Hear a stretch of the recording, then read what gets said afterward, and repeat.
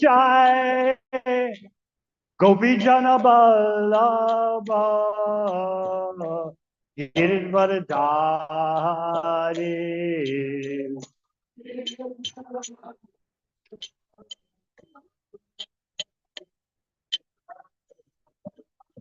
Jai Gopi Jana Ballabha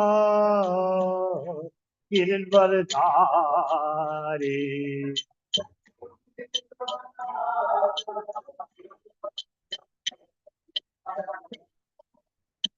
Yashoda Nandana Braja Janaranjana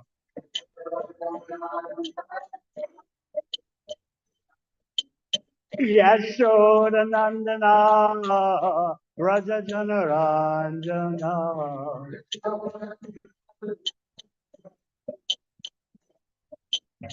Yamuna Tira Banachari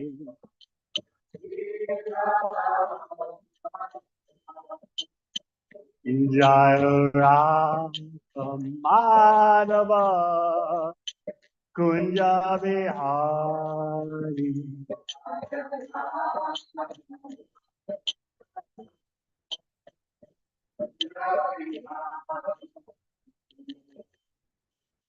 Jai Shabam Sabraj So there's a discussion Esi Bhakti Vedanta Swami Maharaj Prabhupada Jai Am Shabam Sabraj So there's a discussion Bhakti Siddhanta Sarada Prabhupada Nitai Gaura Premanandi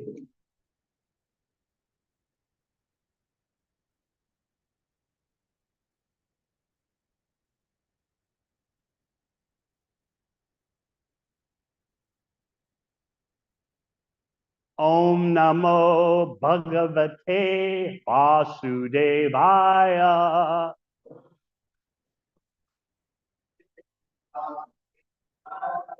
Om Namo Bhagavate Vasudevaya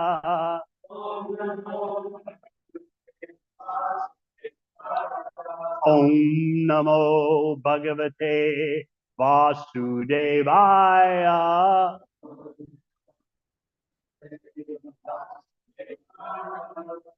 Shrimad Bhagavatam, Canto 5, The Activities of King Bharata, text 13 and 14.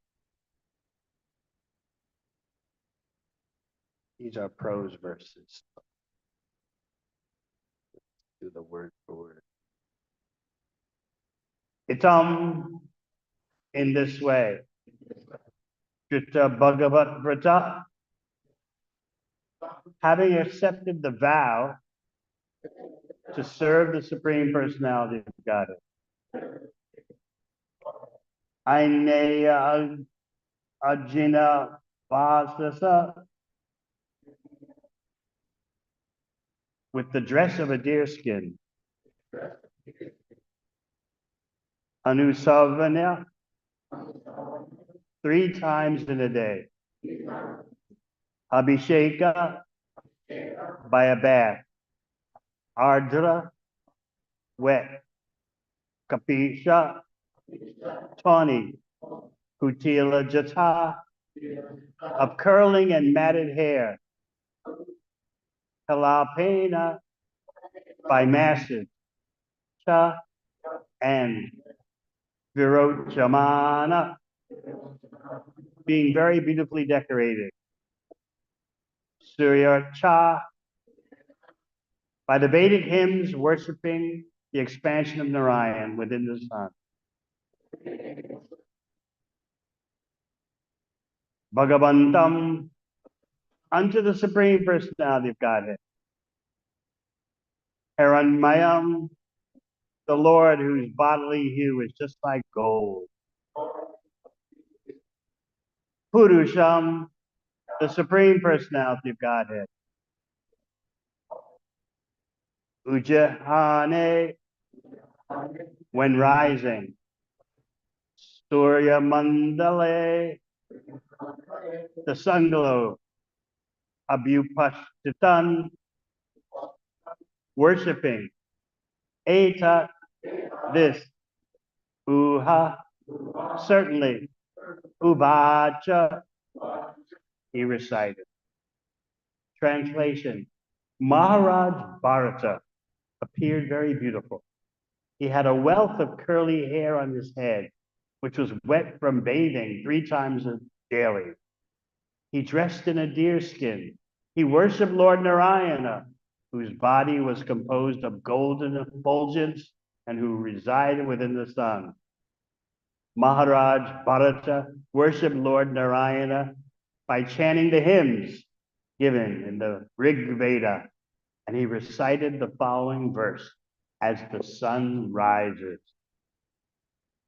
Purport: the predominating deity within the sun is Hiranmaya, Lord Narayana. He is worshipped by the Gayatri mantra, Om Bhur Bhuva Swa Tat Savitur Varenyam Bhargo Devasya Dhimahi. He is also worshipped by other hymns mentioned in the Rig Veda.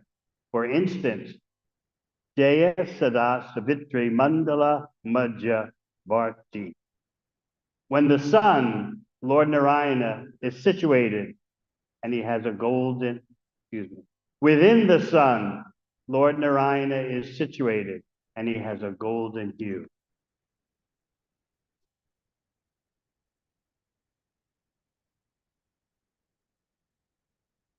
Om Agana Chimadandasya Gananjana Shalakaya Chakshun Militan Yena Tasmai Shri Gurave Namah. Jai Shri Krishna Chaitanya Prabhu Nityananda Shri Advaita Gadadhara Shri Vasari Gaur Bhakta Vrinda. Hare Krishna, Hare Krishna, Krishna Krishna, Hare Hare, Hare Rama, Rama Rama, Hare Hare. The history of Maharaj Bharata is very interesting and profound, because you would, knowing this history, wonder how someone from such a high platform as Maharaj Bharata could fall down into the animal species. So, yes, this puts a fear into any sober devotee. We want to be careful. We don't want to squander the opportunity we have. First of all, of having a human body, and secondly, to have the chance to swim in the flood of Lord Chaitanya's mercy. A flood that can take us back to Godhead in one lifetime. Whereas during the time of Maharaj Bharat, you see, it could take many births to go back to Godhead.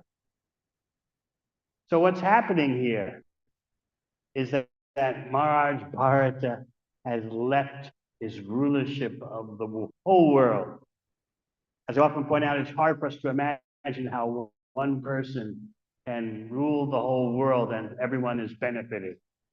Because what we see are puny Kali Yuga examples of government leaders who can barely control their own household, but speak of a nation or the whole world. But we should not assume that such histories are mythological just because we can't do it and no one we know can do it. The incarnation of Godhead described earlier in 5th canto. And he was the chief of the sons of Rishabhadev. So everything is looking 5-star superlative. He's ruling the whole world, which is possible if you are in touch with the Paramatma, the super soul in the heart.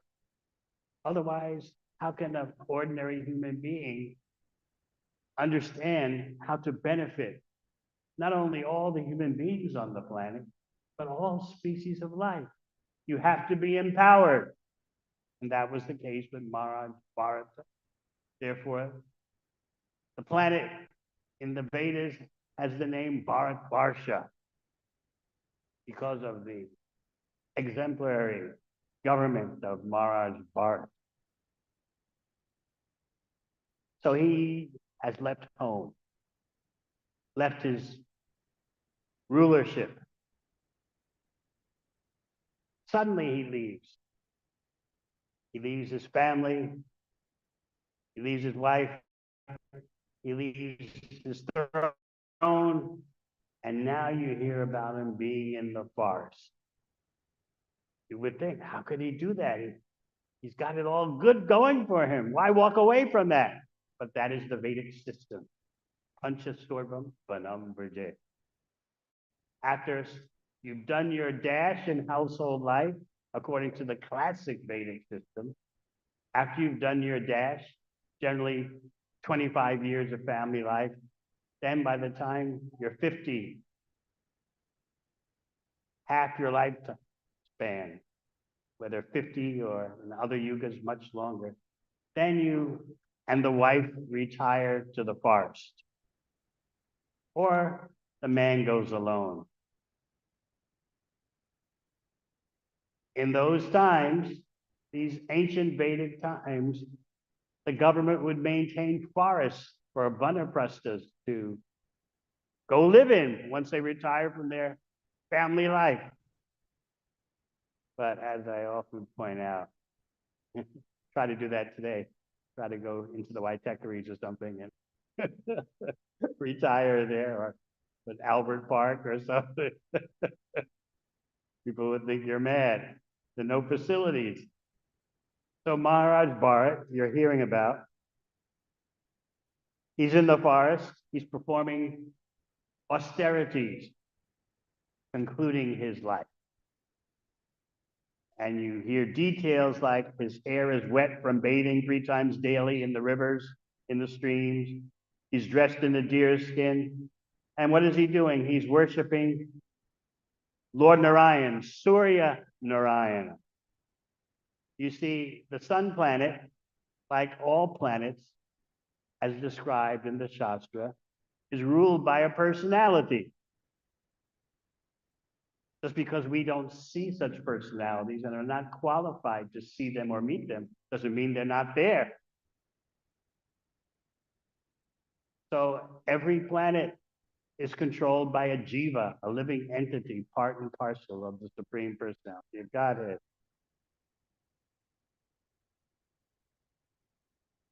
In the case of the sun planet, you have Vivaswan, as you know from Bhagavad Gita. Vivaswan manave praha. Krishna says, I spoke this Bhagavad Gita millions of years ago to the chief executive of the sun planet, Vivaswan. So you might say, well, then where is Surya Narayan? Surya Narayan is he's Vishnu Tattva. He's an expansion of Godhead, and he's pervading the whole sun planet. Whereas, so to speak, Vivaswan's the front man. He's in the office. But behind him is Surya Narayan. So when you hear about Vaishnavas worshiping the sun god, they're aiming at Surya Narayan, the incarnation, the expansion of Godhead. Even in Braj Leela, you read about Srimati Radharani in the morning worshiping, or at noon worshiping the sun god.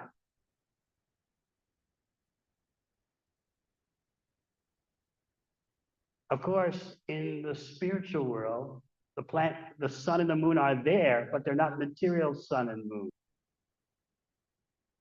In Goloka Vrindavan, there's a sun, there's a moon, but they are there for the sake of pastimes, indicating changes in pastimes. Because in the spiritual world, there's no past, present, or future. Everything is the now.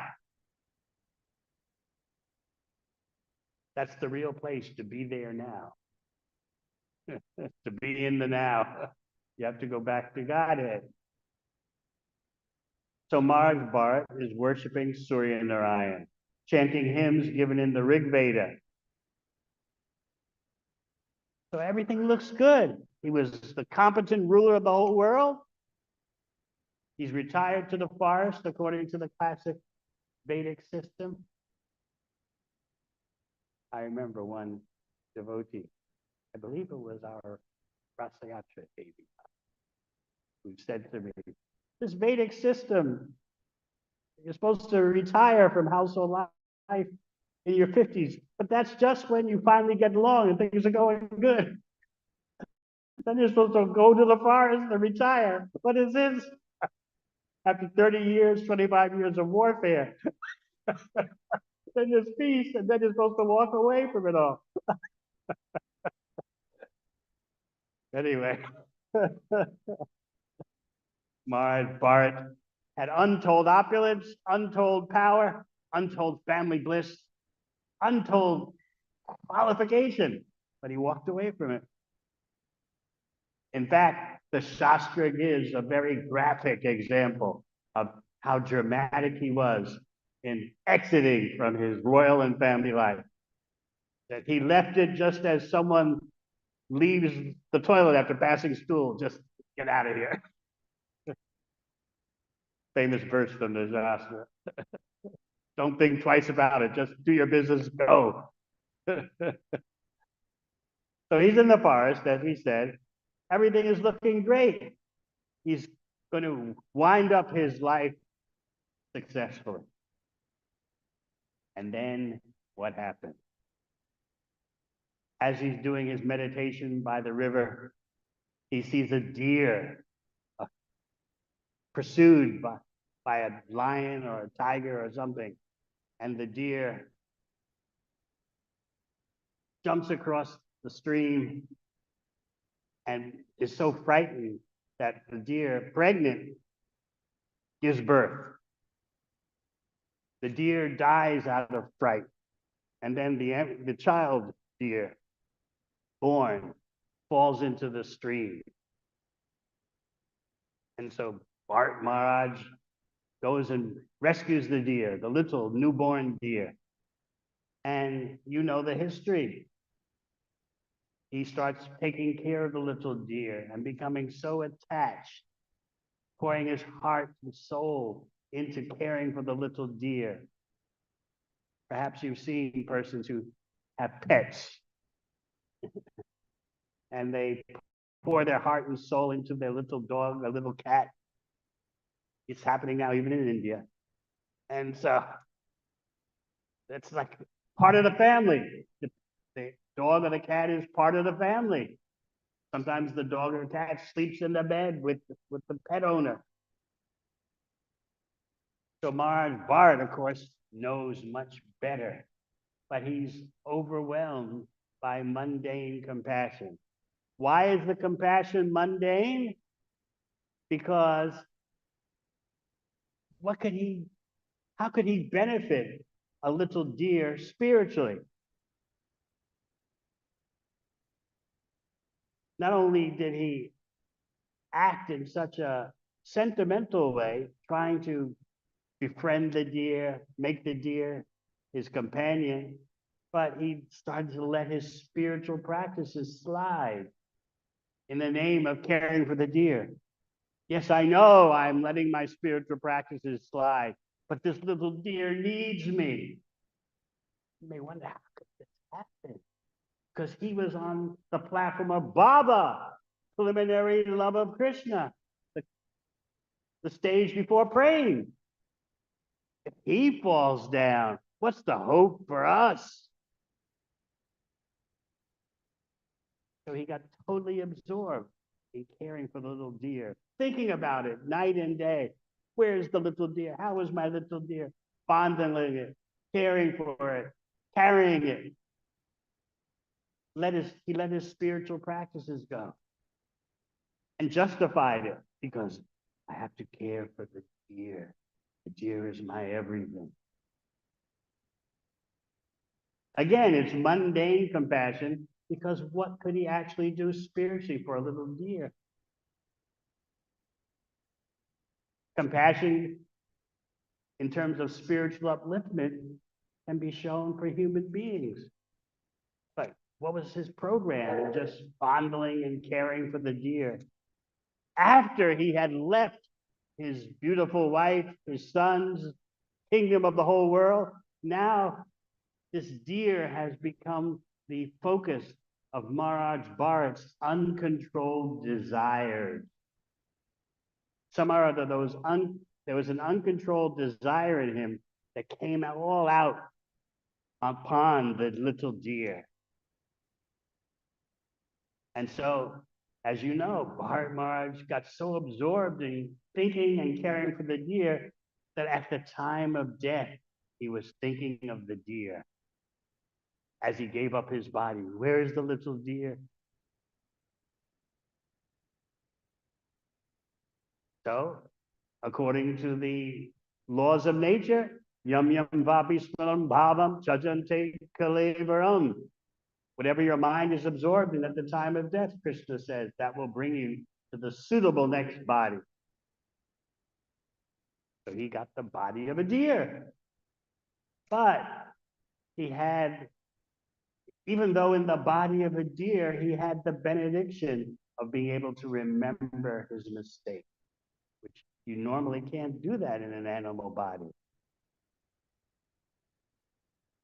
So he was a deer, and then he was very careful as a deer, not to associate with other deer, do his own thing, and then give up that deer body and take birth as Jad Bharat, powerful Brahmana, born in a powerful Brahmana family. And in that lifetime as Jad Bharat, that was his last in the material world. So still you're wondering, how could Maharaj Bharat tumble from the platform of Bhava? There are various explanations and angles given by the Acharya. Angle number one is that by the force of karma, this situation of the little deer was thrust upon him. That's by karma. But he chose not to act properly. He purposely threw away his spiritual practices gradually and focused everything on the deer. Purposely. It was not an accidental fall down. He did it in full consciousness. And therefore, as Prabhupada explains in the purports, if a devotee purposely throws away his or her spiritual practices for some mundane reason, Krishna may just punish you with an animal body in your next life, even though ordinarily anyone who does the slightest bhakti gets a human form of life in the next birth. Remember Prabhupada stating in Melbourne that if someone on Sankirtan, book distribution, just takes one of his books in their hand from a book distributor in their hands and looks at it, very interesting, nice, but then gives it back. Sorry, not today. Just that slight appreciation is the beginning of Shraddha, faith. And it's enough, that slight appreciation. They didn't buy the book, they gave it back, but they showed some slight appreciation. That's enough to give them a human form of life in the next birth. So still you're thinking, how can Bharat descend into the animal species? Because he purposely threw away his spiritual practices and lost it. Lost the plot, as we would say, purposely. So therefore he was punished with a deer body in the next life. So this deer situation, one angle, as we said, appeared due to the thrust of karma. But karma didn't doom Bharat to have to respond in that way. So the situation may arise due to your karma, but you have a choice how to respond to it. And he chose the wrong way. So by the force of past karma, the situation appeared. But he purposely let his spiritual practices go. He acted in an unauthorized way. He knew better. He was even justifying, oh, how can I abandon this little deer? I know my spiritual practices are slipping, but For the sake of the little deer, my heart and soul, it's all right. You can study his rationalizations. They're very telling, very accurate for the way we operate. I can't chant my rounds because of this, because of that, and this happened and that happened. Just study the excuses given by Bart Maharaj. Very eloquent. This little deer is so dependent on me. How could I be cruel and neglect this little deer, even though my spiritual practices have slipped away? It's all right. Another angle given by Jiva Goswami is that actually, and it's also given by Vishwanath Chakravarti Thakur, that for someone who's practicing bhakti properly, their karma is gone. Krishna says in Bhagavad Gita, Ham Tam Sarva Papebhyo Mukshayishami Masita, just surrender to me, I'll take away your karma.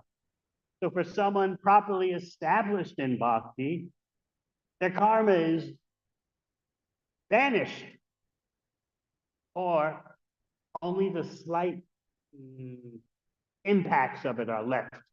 Just like you turn a spinning wheel with your hand and then stop turning it with your hand, stop pushing on it with your hand, the spinning wheel still turns on its own momentum, but it's going to stop. So it's that way with bhakti, that you establish yourself fully in full bhakti practice, your karma has disappeared. But there's just traces of it left. So sometimes our devotees wonder, why is it I'm chanting Hare Krishna and I'm besieged by these mental patterns? What's wrong? The chanting's not working.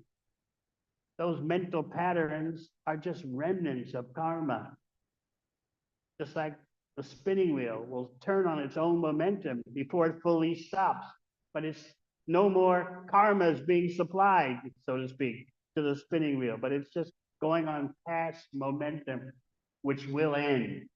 So similarly, if the devotee just chants Hare Krishna regularly, properly, does sadhana bhakti properly, those harassing mental patterns will disappear. But sometimes we're so impatient. I've been chanting for 5 whole years, and still. Chanting Hare Krishna, as I often explain, is a lifetime career. You can't hold a timetable up to Krishna. I've been chanting for 6 years, 10 months, and 5 days. Why are these imprints of karma still in my mind?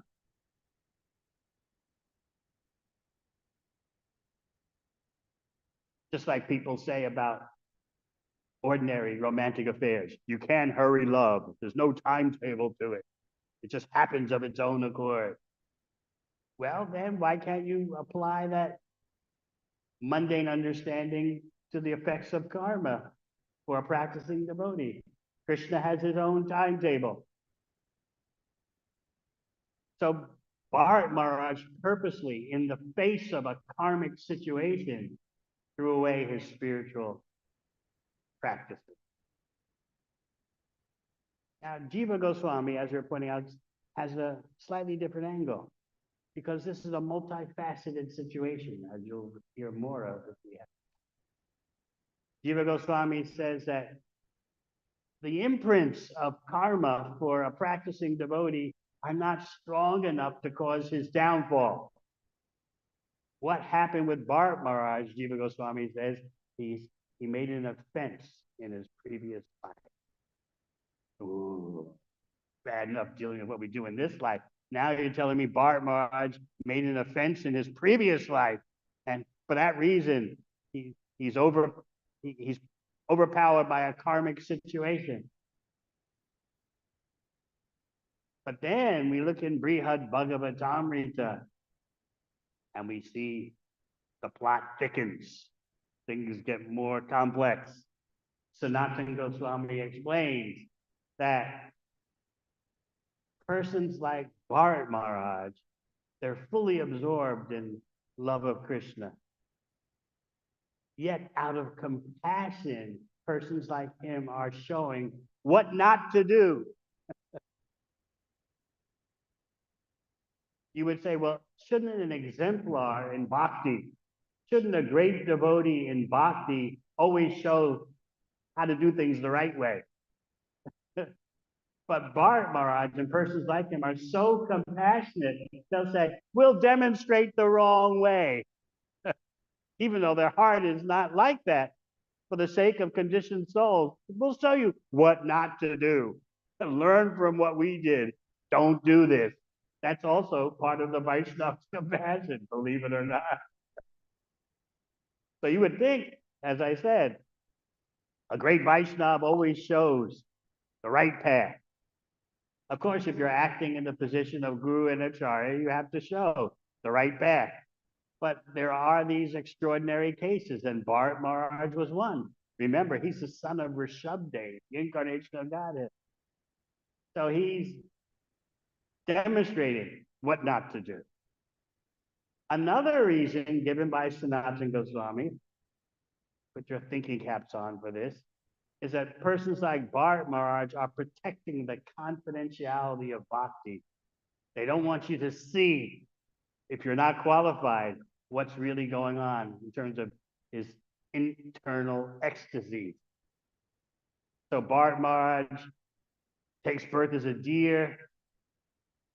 You think, horrible, horrible, horrible. Before that, he dropped his spiritual practices. Oh, this is very bad. But what you don't see is his internal bhakti ecstasies.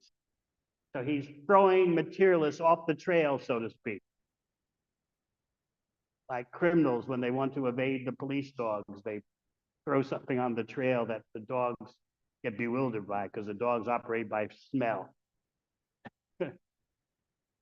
Or you can read in the media, people trying to import illegal drugs into the New Zealand airport. They package the drugs in their luggage in such a way that the dogs can't smell it. Of course, the police have other devices. They have electronic devices, this or that. Yeah. So that's to throw the dogs off the trail. You may know, as you're exiting the airport from an international flight, they have these dogs that come up and sniff everyone's luggage. So the criminals, they try to throw the dogs off the trail. It's an idiomatic expression. Bewilder the scent of the dogs. So Bharat Maharaj, persons like him on the platform of ecstatic love are throwing you off the trail. You're not qualified to understand bhakti, so think it's all suffering and leave us alone. We don't want to be disturbed by the atheists in our internal devotional ecstasy. So consider us ordinary persons falling into Maya. Yeah, that's the way we are. We would rather be unjustifiably disparaged, unjustifiably criticized. We'd rather that than be glorified. Rather be criticized than be glorified. Yeah, let the people think we're low, we're trash. Yeah, more power to them. That's another reason given in Brihad Bhagavatam by Sanatana Goswami. And Sanatana Goswami further says that persons like, he gives the example, Bharat Maharaj demonstrating the fall down due to bad association. He associated wrongly with a little deer. Or Yudhisthira Maharaj demonstrating gambling. Or Maharaj Nirga, remember him from Krishna Lila? He's demonstrating how you should never touch the property of a Brahmana. So all these persons, these great personalities who seem to have problems, are doing this as a demonstration for the sake of others, including the famous example of Sobari Muni, who fell down from his yogic trance just by seeing two fish reproducing. He's another one, Sanatana Goswami says, who's showing you the example, what not to do. And just like Bharat Maharaj, Sobering Muni, says, everyone should learn by my example what not to do. So these personalities are very extraordinary. Their mercy is coming in a different way than we expect. So Bharat Maharaj will take birth as a deer, but a deer who knows everything. So as a little deer, he avoided the association with other deer. As a little deer, he went back to the ashram, Pulaha ashram, where he, as Bharat Maharaj, was doing his austerities. Now he returns in a deer body, and he gives up his little deer body and becomes the extraordinarily powerful Avaduta Jad Bharat. So hopefully you now have an expanded vision of the different angles to all these histories in Bhagavatam. Finally, what about Gajendra? Who was Gajendra in his past life? He was a Vaishnav king, Indradumna. How did he get an elephant's body? He was, again, like Bharat Maharaj, in his Vanaprastha stage. He had retired from ruling. He left his family. He's in the forest in devotional samadhi. And then what happens? Along comes Agastya Muni with his disciples. And Agastya Muni wants to be welcomed, as anyone would expect, no matter what your economic status. According to Vedic culture, you should welcome a guest. At least give a glass of water, at least give a straw mat to sit on. And if you can't do that, at least give some sweet words. But Indradumna Maharaj was in samadhi, but Agastya Muni felt offended. What is this? He doesn't even welcome me. I'm Agastya Muni. So he curses Indradumna. Because you're so dull and dumb, better you take an elephant's body, which is so strong, but very dull and dumb. And so that's how Gajendra the elephant came about. You say, how cruel is this? He was in samadhi, focused on the Supreme Personality of Godhead, and look what happened to him. He became an elephant. Oh, this is really tough. But the curse was a blessing, because after one birth as an elephant, Gajendra, who was Indradumna in the past life, was personally rescued by the Supreme Personality of Godhead, taken to Vaikuntha on the back of Garuda. You say, okay, but that's great ending. But why did Gajendra, Indradumna, have to go through a birth as an elephant and get caught by a crocodile? Why? Why didn't he just go back to Godhead? But you see, normally in other yugas, it would take many births to go back to Godhead. So Agastya Muni actually sped up the whole process of Indradumna going back to Godhead. Just one birth as an elephant, then gone. That was part of the curse by Agastya Muni. You'll become an elephant in your next birth, but you'll be liberated personally by the Supreme Personality of Godhead. So what do you think? Is this a raw deal or what? But you have to keep in mind what your advantage is. You can go back to Godhead in one lifetime in Kali Yuga because of Chaitanya Mahaprabhu. Whereas Indradumna normally would have had to spend several lifetimes to go back to Godhead. But the whole process was accelerated by being cursed to be an elephant. Not only an elephant, but an elephant to be delivered by the Supreme Personality of Godhead himself. And then what about the crocodile? I'm assuming you all know Gajendra Mokshana Leela, the pastime of Gajendra in the Bhagavatam. Gajendra, with the elephant, was enjoying in the forest with his elephant family, and then he went to bathe in the river, and a crocodile in the river grabbed the leg of Gajendra and was pulling him into the river for a feast. And so the two struggled for 1,000 years, back and forth, back and forth. The crocodile would pull Gajendra deeper into the water. Gajendra would pull the crocodile back onto the land. They were going back and forth, but Gajendra was weakening because the crocodile's in the water. That's the crocodile's element, whereas Gajendra's an elephant, a land creature. So although they went back and forth, each one pulling the other, gradually Gajendra was weakening. And in that weakened state, Gajendra finally calls out, whatever supreme controller is there, whatever memory Gajendra had of his previous life as a Vaishnava, remember, there must be a supreme controller. Please rescue me, whoever you are. So the Supreme Personality Godhead came, extricated Gajendra from the grip of the crocodile, and with his disc, finished off the crocodile. As soon as the disc touched the crocodile, the disc of the Supreme Lord touched the crocodile turned into a beautiful Gandharva. What's going on here? In the crocodile's previous birth, it was a demigod, Gandharva more particularly. Gandharvas are Upadevas, sub-demigods. So he was a Gandharva named Huhu, and he was in the river sporting with young girls. That goes on in the heavenly planet. And so he was playing around with the girls in the river, and he thought to pull the leg of one of the girls in the river. But actually, the sage Devamrita was in the water, and it was Devamrita's leg who got pulled.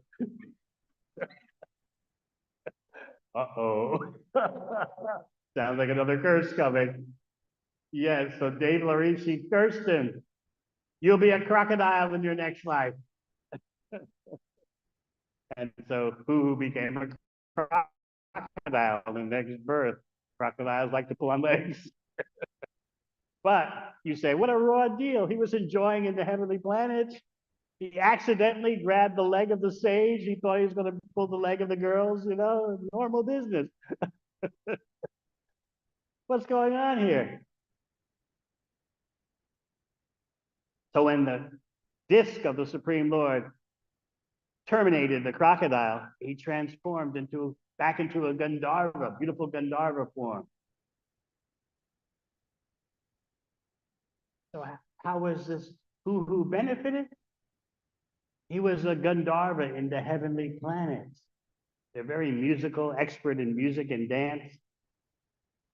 Sometimes, even in this mundane world, middle planetary system, you see someone who's a very powerful musician, very expert in entertainment, musical performance. Could be remnants of a previous birth as a Gandharva. So normally Gandharvas are such enjoyers, it would take millions of years for them to ever get to the proper spiritual standard. They're enjoying in the heavenly planets. But the mercy was, who became a crocodile who got the association of the Supreme Lord. And he went back after the Gajendra incident, who went back to the heavenly planet, finished off his life there, and went back to Godhead. Something that normally for a resident of the heavenly planets would take millions of years. The whole process was accelerated. So how do you decide what is good luck, bad luck? You have to look at the bhakti, see how the bhakti has been produced, how the bhakti manifests. Then you can judge. So we've been explaining the intricacies of the Bharat Maharaj situation. Yes, he was on the platform of bhava, the preliminary stage of love of Krishna. But he fell down to teach us a lesson, Sanatana Goswami said. And he's hiding within himself. Sanatana Goswami explains the glories of his ecstatic bhakti. He's He wants the materialist to think, just see, why should you perform bhakti when you could wind up like Bharat Maharaj in an animal body?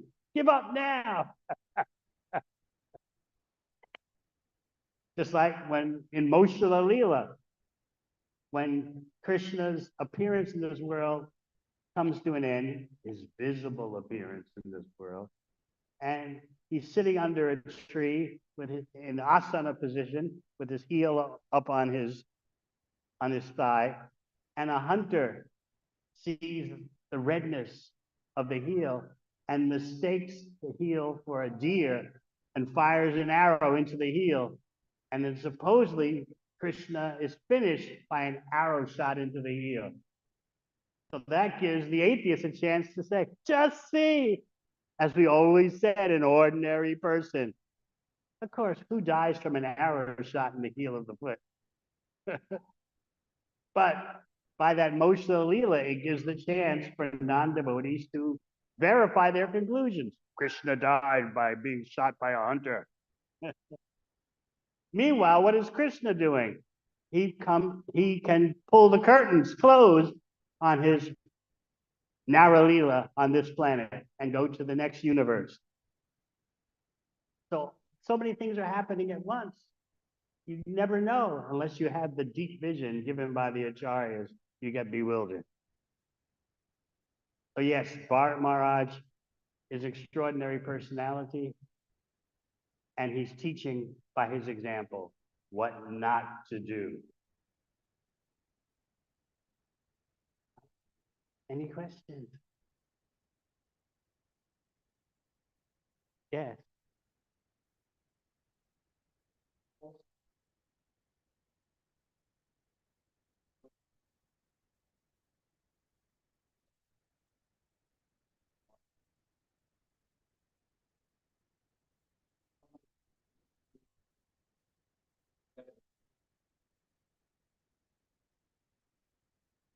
Hard to generalize an answer because everyone's situation is different.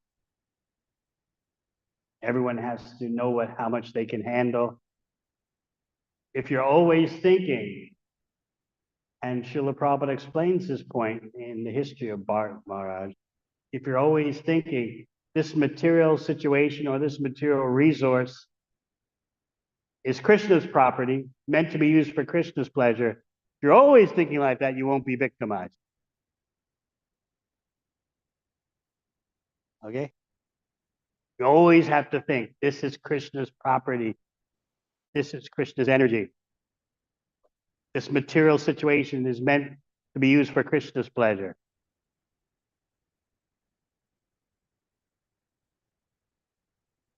It's all about the focus of your consciousness. That'll determine what you do. Now, there are everything depends on the individual. I know one amusing situation happened in France. Prabhupada's servant personally told me this. His servant would sometimes cook for him, for Prabhupada. And that meant you had to go in the kitchen. And in the kitchen,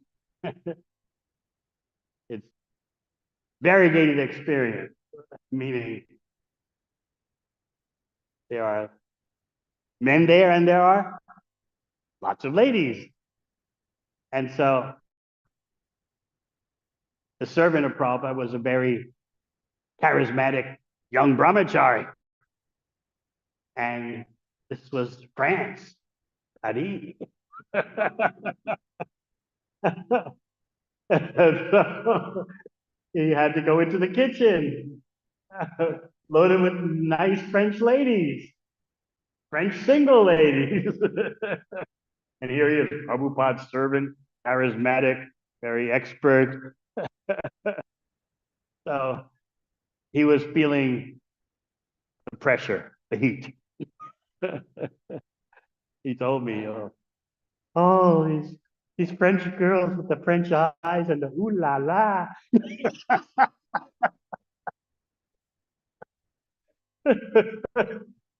So he went to Prabhupada and said, Prabhupada, I can't do it. I can't cook your lunch. All these French girls are in the kitchen. Too much. Can't handle it. I can't cook your lunch. And Prabhupada said, well then, I guess I shall not eat. The devotee got the point. Went back in the kitchen and focused. That's just one anecdote. It's not the only way to respond to such situations. Anything else? Yeah.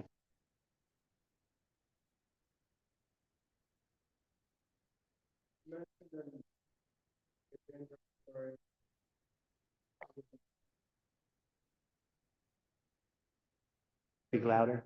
You mentioned there's a in the story that Krishna has his own plan, and for a person, things may seem difficult. How does one, if they're put into difficult, have faith in Krishna? That's why we read Bhagavatam. Bhagavatam can protect you in the most crucial moments, most challenging situations.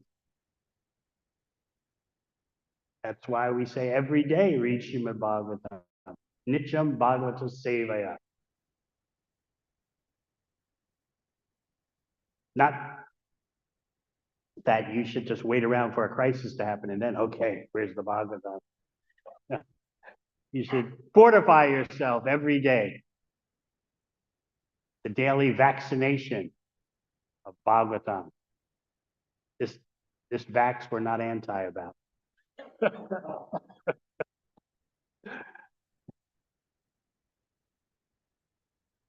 Yes. You're the only one there.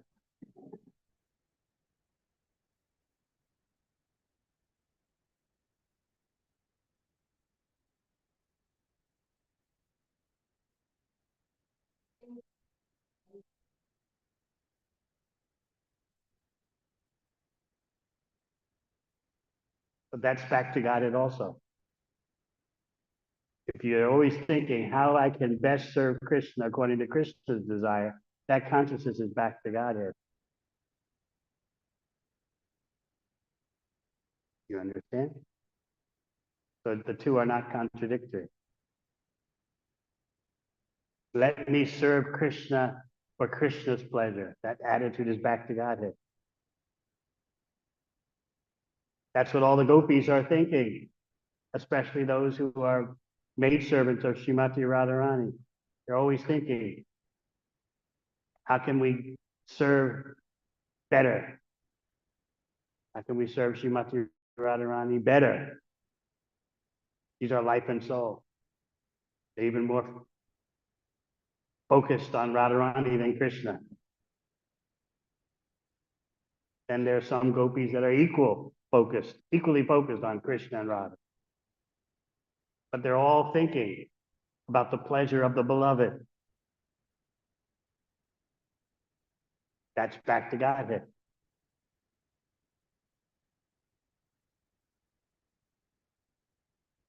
Yes.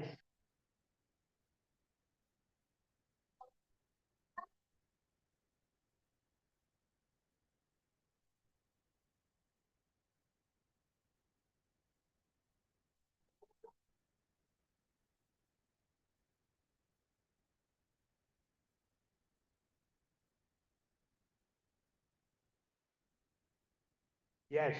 It'll end in Vaikuntha. You're smart to think, I want to end suffering. You want liberation. Moksha kama, lusty for liberation. That'll take you at most to Vaikuntha. We don't criticize persons who want to stop suffering. You're smart if you realize that you can do that by engaging in bhakti. But gradually your desire should become purified.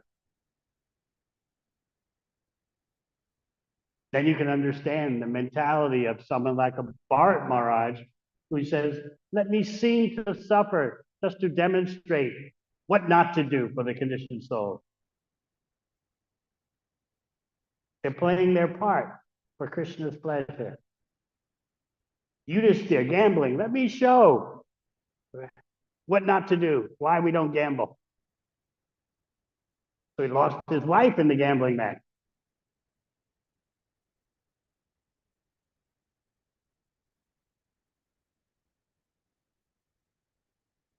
Bhakti is so powerful that even when performed unintentionally, you can still benefit.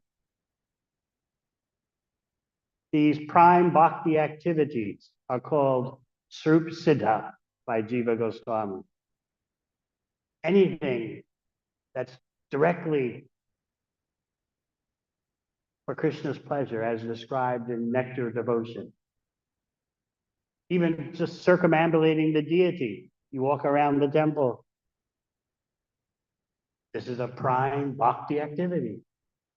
Even if you do it unintentionally, you get benefit.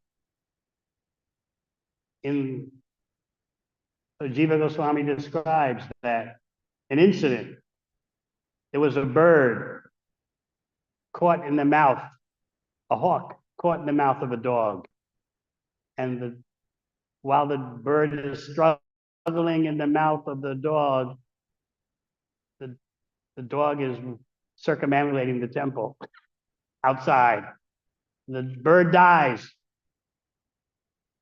The bird goes to Vaikuntha because it died while circumambulating the temple. The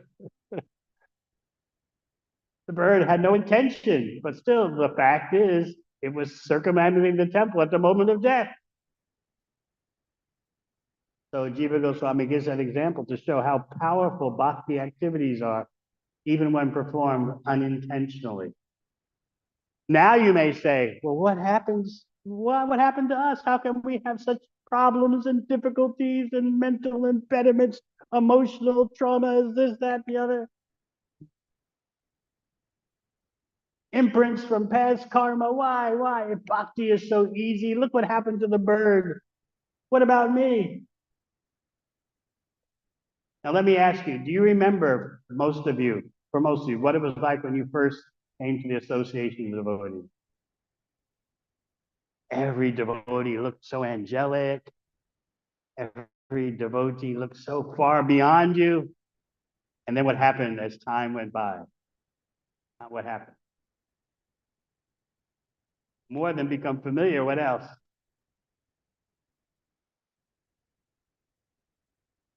You start seeing all the warts. Oh, that devotee, that Mataji, that Prabhu, could be your own partner. Once the romance wears off. Anyway, so Jiva Goswami explains the reason why you don't feel that exuberance and that bhakti can do anything mentality. The reason why things start to seem dry and familiar and so many impediments is because of offending devotees. Because remember in the beginning, you thought, oh, these devotees are all so worshipful, they're all so perfect, I'm so low. Then after a while, Now bear in mind that Nectar Instruction says you do have to discriminate amongst devotees. But we take that to a spot where the Shastra doesn't advise. We're not just discriminating between who's a brand new devotee and who's a very advanced devotee. We're becoming very judgmental in other ways, material ways. Explain more. In it, Jiva Goswami explains that there's a list of 6 offenses to devotees. You know about offenses to the holy name. What about the offenses to devotees? You know about the seva aparad, the offenses to deity worship. But what about offending devotees? It's a very formidable list that makes you think thrice. What are the 6? To blaspheme a devotee. All right, you don't do that. Become angry at a devotee. Could be your own husband or wife. To harm a devotee. Don't do that. What else? Anger, harm, blaspheme. And then, I'm missing one, but there are 2 that are very tough.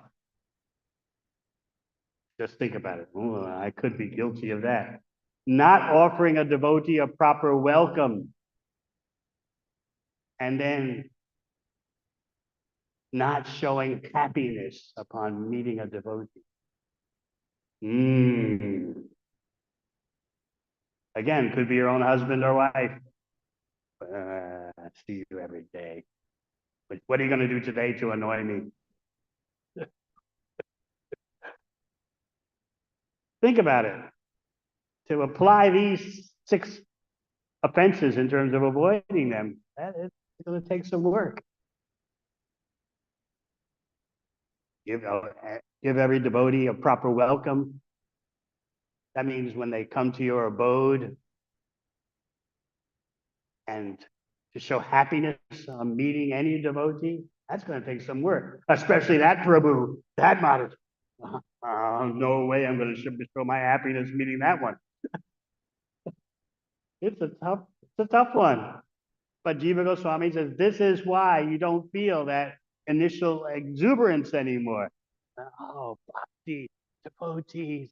I just want to be in the association of devotees.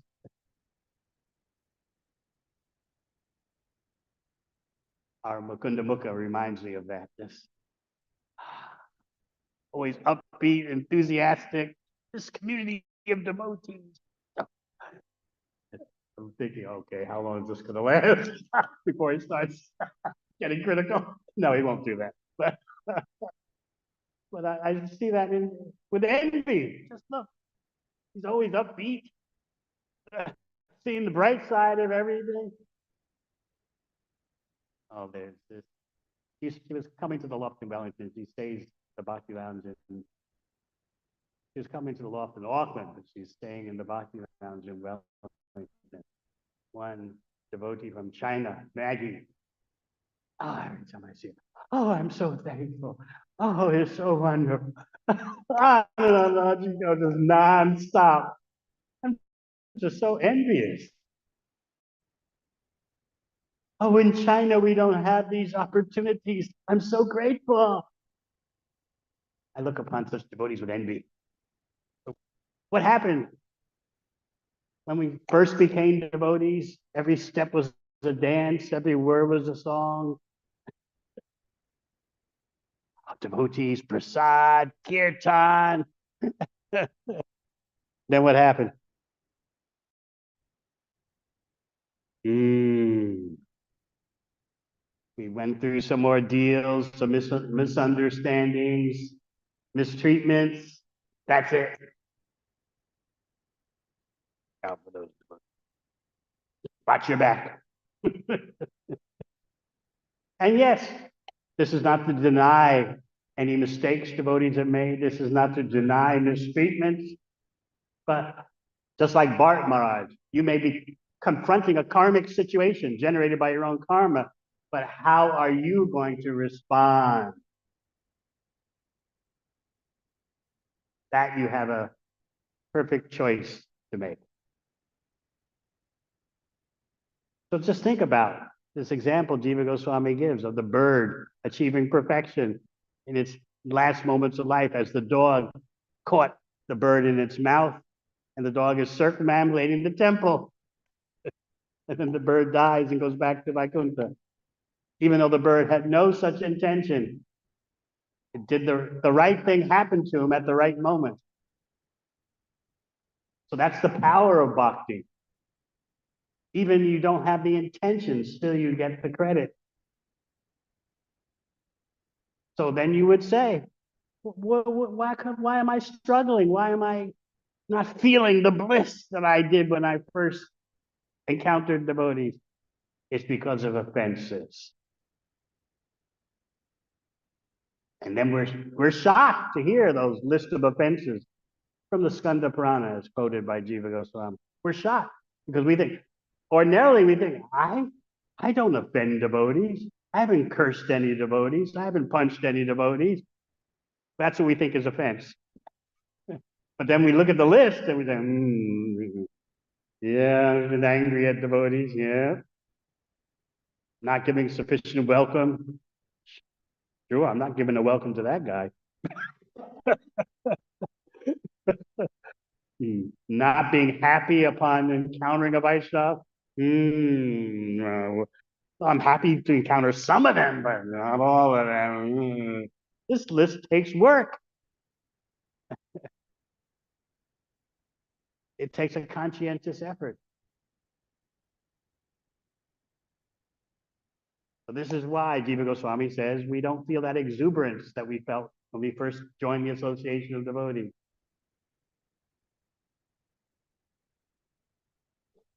Anything else? Yes.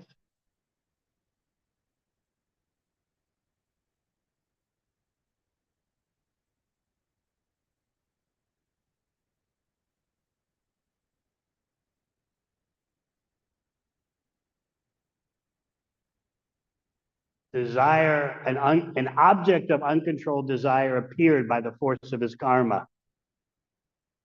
Still, he could choose how to respond to that appearance of an object of uncontrolled desire.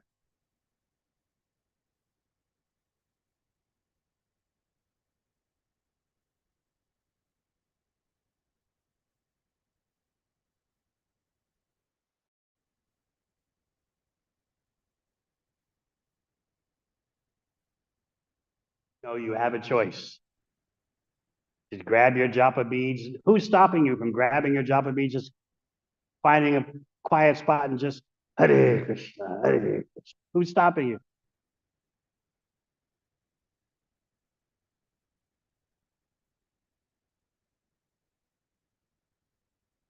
Sometimes you just have to cry out to Krishna, begging for mercy. Who's stopping you? But we're too proud to beg.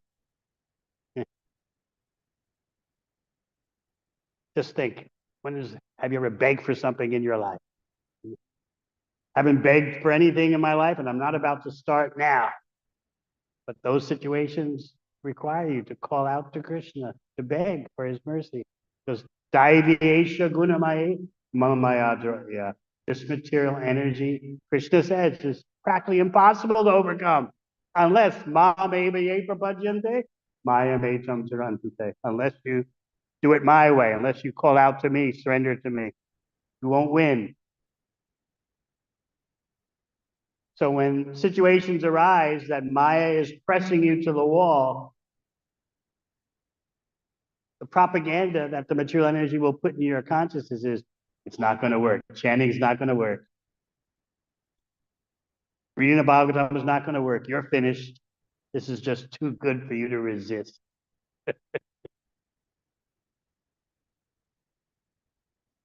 Unless your intelligence is sharp by reading Bhagavatam, you'll be bewildered. Unless your intelligence is sharp by attentive chanting of Hare Krishna, you'll be bewildered. Those are the facts. So Bharat Maharaj let his sadhana slip and justified it, rationalized it. Of course, at a deeper level, he's showing, don't do like this. Take it from me. All right. Thank you very much. Hare Krishna.